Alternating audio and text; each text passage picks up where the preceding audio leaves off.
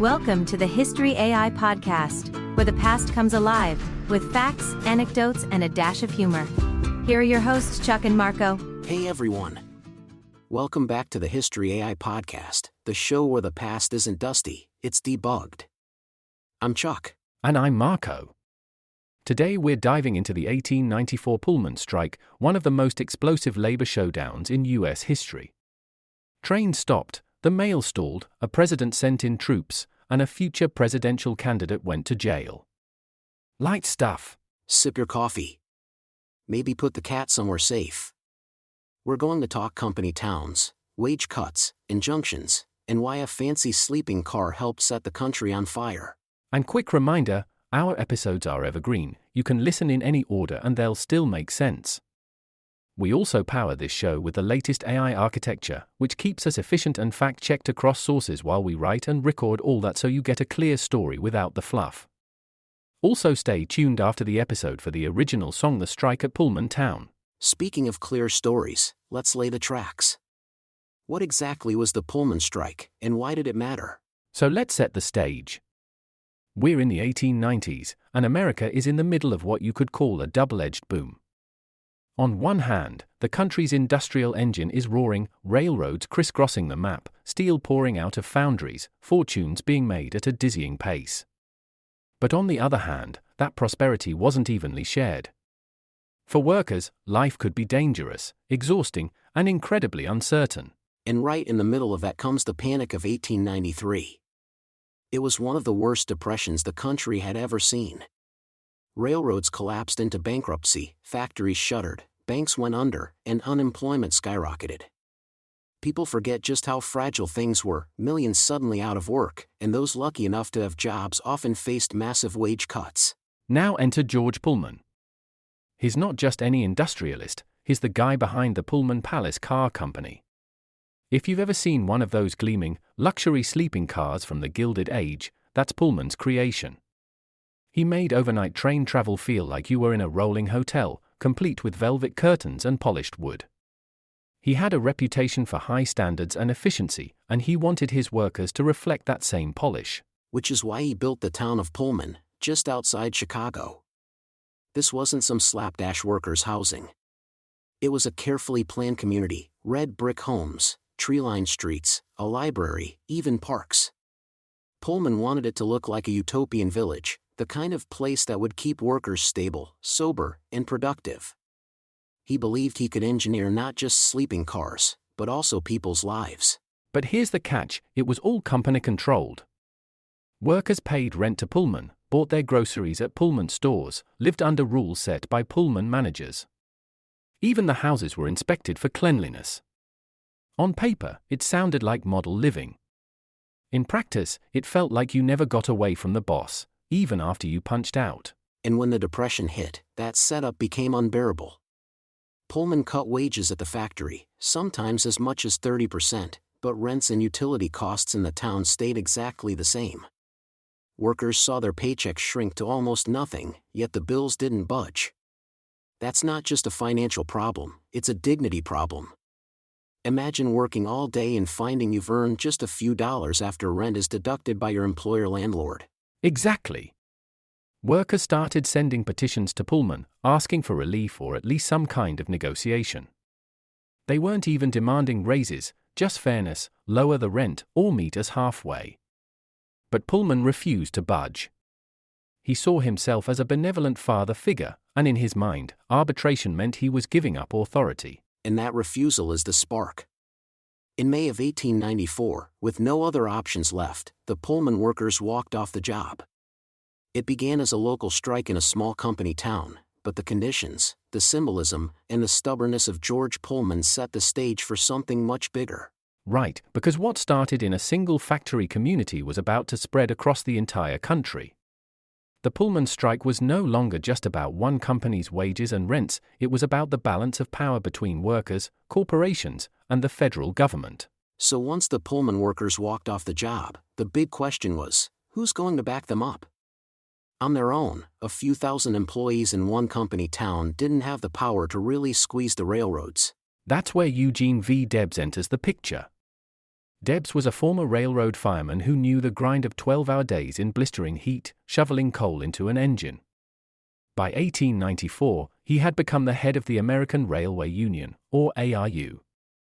And what made the ARU different from other unions at the time was that it didn't just organize one craft, like engineers or switchmen, it tried to unite everybody working on the rails. That was pretty radical for the time. Most unions were really picky about who could join, but Debs believed solidarity meant more than just your own trade. If you were on the rails, you were in. And that gave the ARU real muscle. The Pullman workers knew it. They asked Debs and the ARU for help, and when the union held its national convention in Chicago that June, the delegates debated whether to support them. A lot of people worried it would be risky, going up against a giant like Pullman could backfire. But in the end, they voted overwhelmingly to back the strike. Their strategy wasn't a violent one, it was a boycott. The ARU announced that its members would refuse to handle any train that carried Pullman cars. It was simple, but devastating. If a train had a Pullman sleeper attached, the switchman just uncoupled it. If it stayed attached, crews refused to move it. And here's the thing, Pullman cars were everywhere. They weren't a niche product, they were the bread and butter of passenger rail revenue. So when the boycott took hold, it rippled across the entire country. Suddenly it wasn't just about a factory strike south of Chicago, it was about the rail network grinding to a halt. And as the boycott spread, the stakes got higher. The railroads weren't about to let this stand. They knew that if trains stopped moving, money stopped flowing. So they came up with a counter move. They attached U.S. mail cars to the trains that had Pullman cars.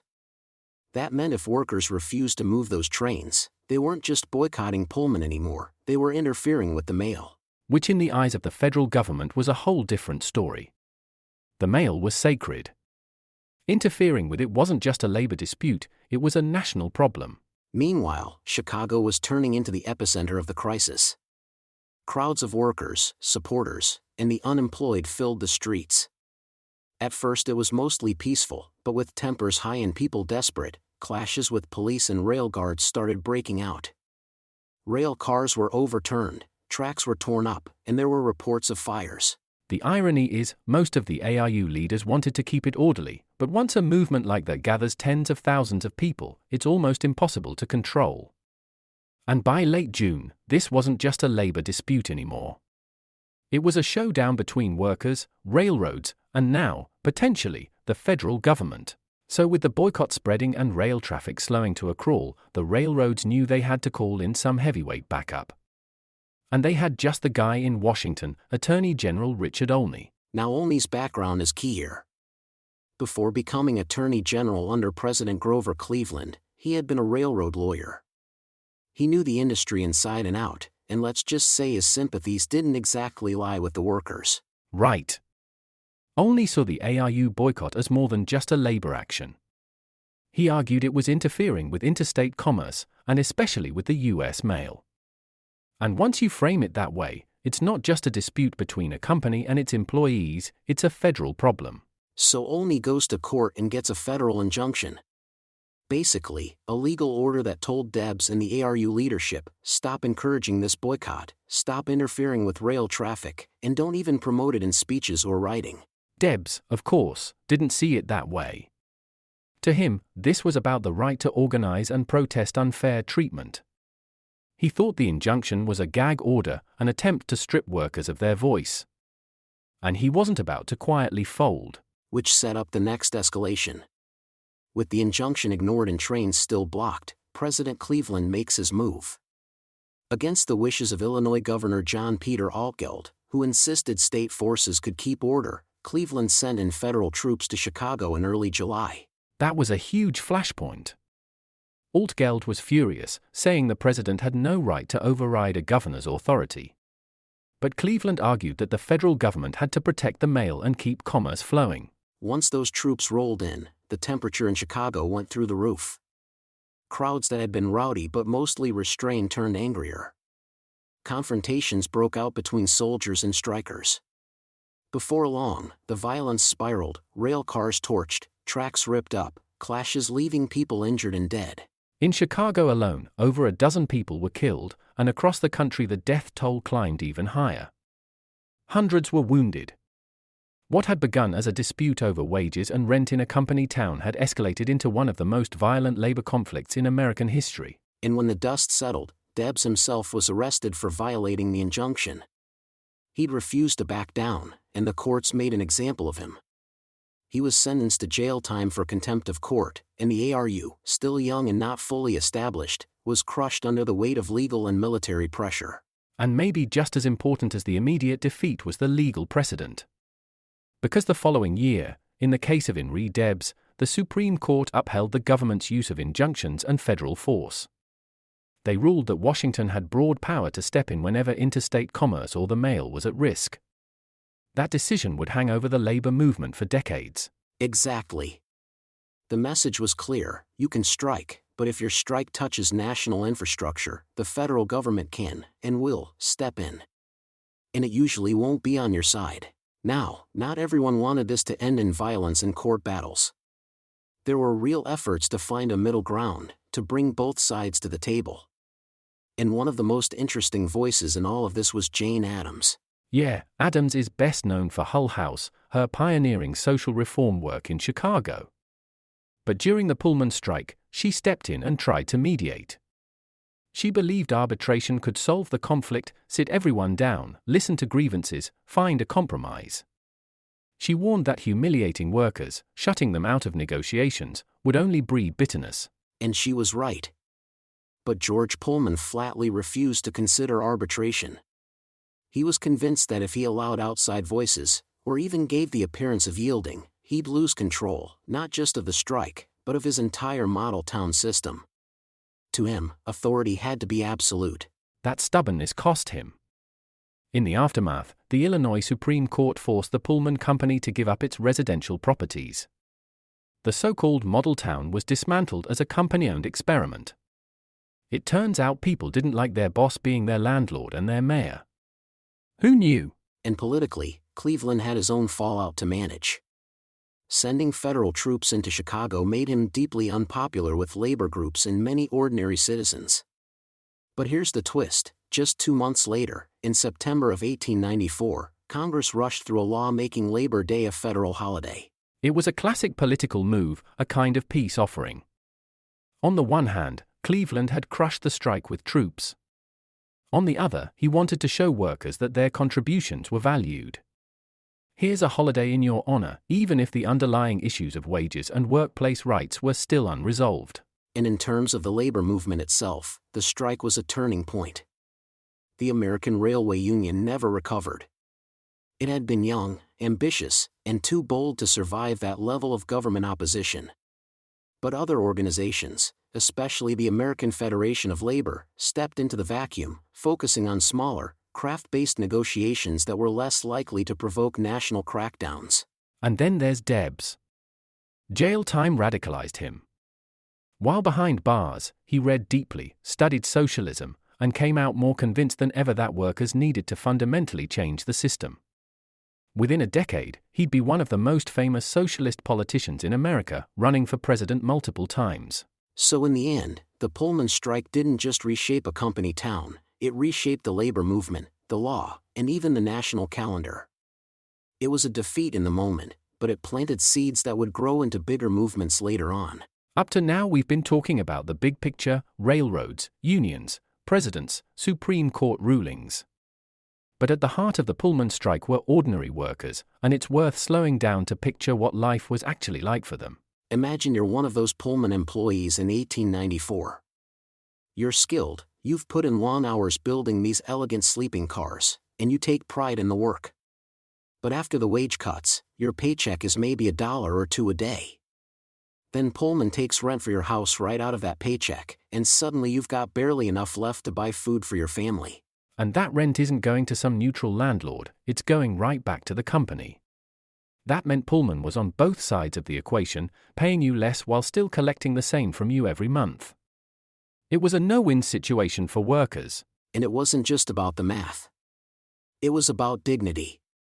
Workers felt trapped. They couldn't say, "Fine, I'll move to cheaper housing," because all the housing in town was Pullman's.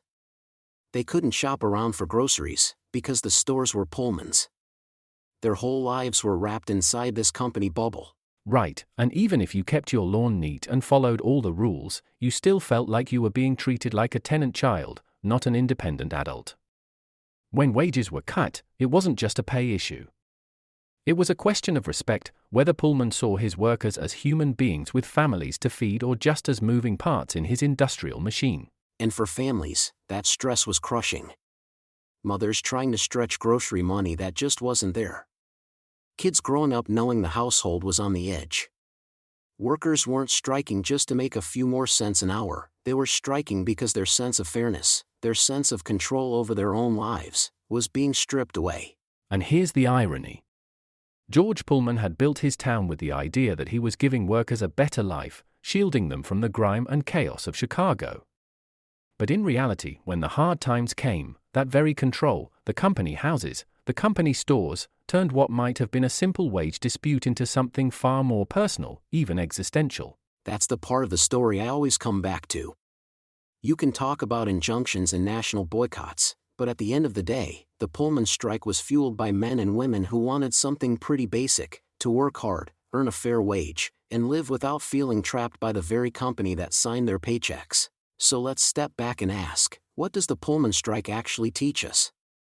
Because it's more than just an old labor dispute, it's a case study in how power works in America. Yeah, one of the clearest lessons is about infrastructure. Railroads were the lifeline of the entire economy in the 1890s. If trains didn't move, nothing moved: mail, goods, people, all of it. Workers figured that out, and they used it as leverage. But the flip side is, when you mess with the nation's arteries, you guarantee a big reaction. Which leads straight into the second lesson: the law itself was a battlefield. The government wasn't neutral. By using injunctions, by framing the boycott as an attack on commerce and the mail, the courts gave management a powerful weapon. Workers weren't just fighting Pullman, they were fighting the federal judiciary and the Justice Department. And the third thing, which maybe gets overlooked, is dignity. This wasn't just dollars and cents. Sure, wages mattered, but the deeper wound was about respect. Workers asked for arbitration, just a chance to be heard, and Pullman flat out refused. That silence, that dismissal, made everything worse. Exactly. And think about how those three things fit together. Infrastructure gave workers power, the law gave employers a counterweight, and dignity, or the lack of it, fueled the passion that kept the strike alive. When you add them up, you see why the Pullman strike exploded the way it did. And there's one more piece that sticks. Symbols. Out of all this turmoil, we got Labor Day as a federal holiday. It didn't fix the injustice, but it left a permanent mark on the calendar, a reminder that workers matter to the nation's fabric. That's the strange duality of the Pullman strike. On the ground, it ended in defeat for the workers. But in the long run, it helped define how Americans think about labor, law, and the role of government in disputes between the two. We've mentioned a lot of names along the way, but it's worth pausing to really meet the people who shaped this moment. Let's start with George Pullman himself. He wasn't just a businessman, he saw himself as a kind of social engineer. The sleeping cars were his masterpiece, but the town was his statement: orderly streets, tidy lawns, rules for everything. He believed that if he built the perfect environment, he'd get perfect workers. And that belief had a steel edge to it. When things got tough, he held the line. He cut wages because the market demanded it, but he wouldn't cut the rents because his model demanded control. In his mind, compromise looked like chaos. Now set that against Eugene V. Debs. He came up through the ranks, literally shoveling coal into engines, and he never forgot what that felt like.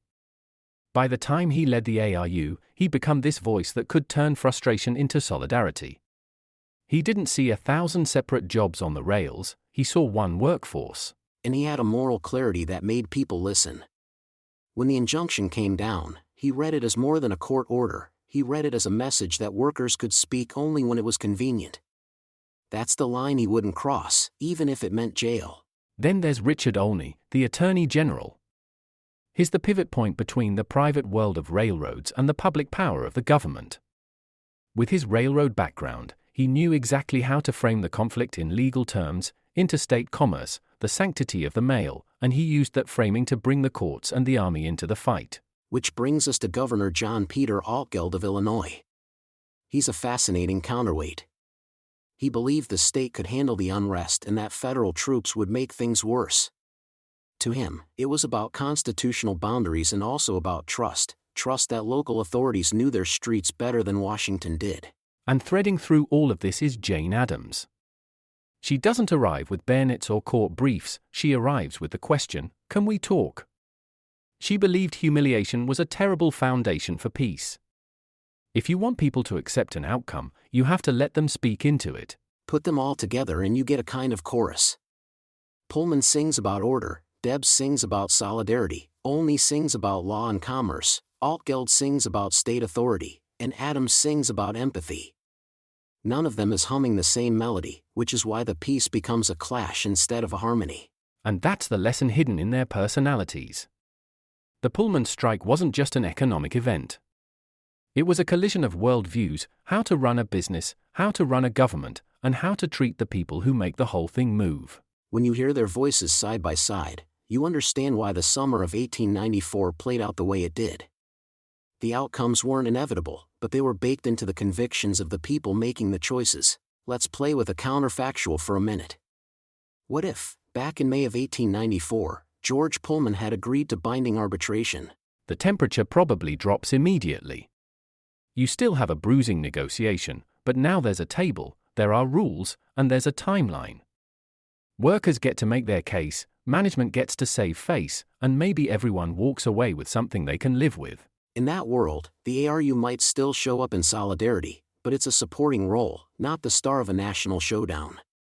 Without a boycott that chokes off half the rail system, the railroads don't feel the same urgency to lash everything to the mail and drag Washington into it. Which means Richard Olney has a harder time convincing a judge that this is an emergency threatening interstate commerce. No emergency, no sweeping injunction, and maybe no federal troops rolling into Chicago with bayonets and blanketed authority. Debs's story changes too. Instead of a jail cell and a Supreme Court case that turns his name into a legal citation, he might become the architect of a landmark labor compromise, still famous, but for a deal instead of a defiance. And think about the downstream effects. If the ARU isn't shattered, you could see a stronger industrial union movement take root earlier, shaping contracts on the rails before the progressive era really gets humming. The AFL still grows, sure, but it might share space with a durable, big tent railway union rather than inheriting the field by default. On the company side, Pullman's model town might survive in a modified form. If rents budge a little and the rules loosen a lot, the grand social experiment doesn't collapse under court orders and public scorn. It becomes a case study in how paternalism can evolve, or at least learn to knock before entering. Now let's flip it. What if even with arbitration on the table, the railroads still play hardball and lash mail cars to every Pullman train? You're right back at the federal doorstep, because the second the mail is entangled, the conflict stops being a local dispute and becomes a national obligation. And once the frame shifts to protect the mail and keep commerce moving, the debate moves from picket lines to courtrooms. You can almost see a different version of Henry Debs still happening, just with more footnotes and fewer fires. Either way, the thought experiment exposes the hinge of the whole story. Early choices, especially the choice to talk, don't guarantee a happy ending, but they widen the path to one. Refusing to talk narrows that path to a tightrope and then shakes the wire. So the lesson in the what if isn't that history had to unfold differently. It's that moments of pride and principle, handled without humility, can turn a solvable problem into a national crisis. And once a crisis starts rolling on rails, it's hard to stop. We've kept this story anchored in its time, but you can probably hear the echoes.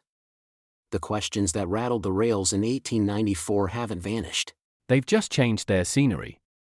Instead of sleeping cars and switching yards, think about the systems that move modern life: ports, highways, data centers, delivery networks.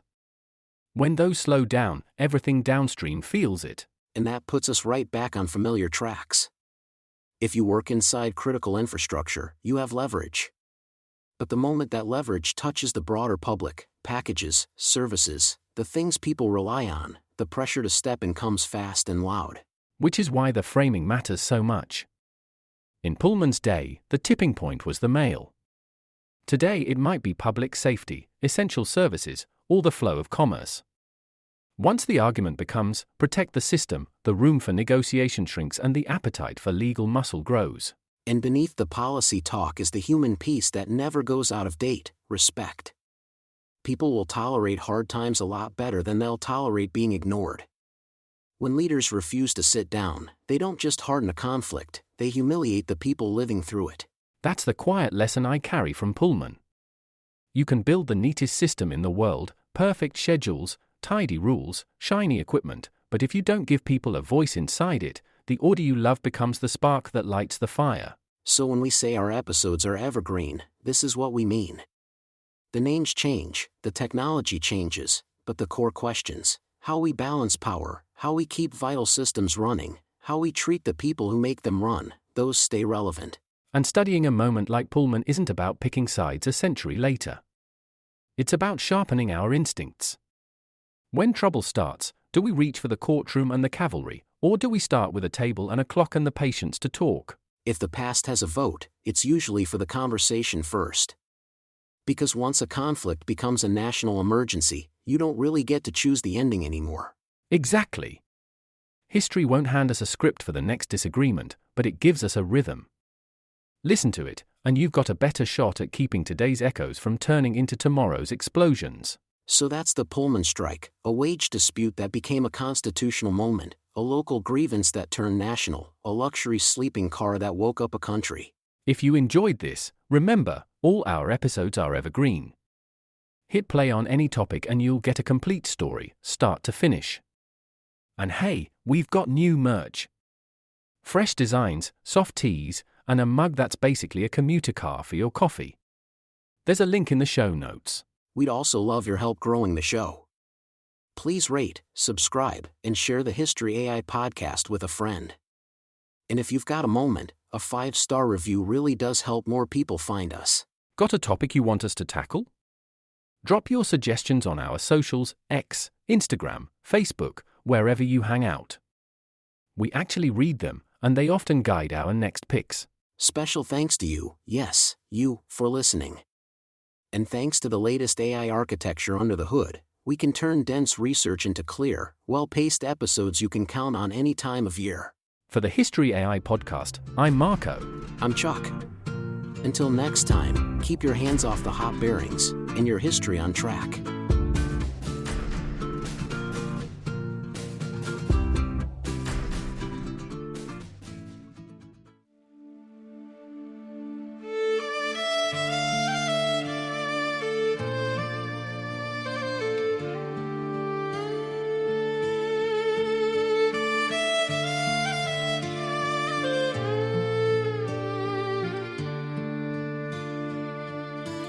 In the shadow of the rail yard, the factory bells did ring, but wages fell like winter snow, while rent stayed in the kings. The workers cried for mercy, for bread to feed their kin, but the bosses barred the window, the hunger settled in. Oh, stand tall, stand strong, brothers, hear the sound from Chicago's crowded streets to every rail yard town. Raise your voice for justice, let the steel wheels pound. We won't be broken down at Pullman town. They built us homes to live in, they own the very store, but every dollar that we earned came back $1 more. The panic hit the nation, yet they cut our pay again. So we laid our tools down silent, we would not bend to them. Stand tall, stand strong, sisters join the sound.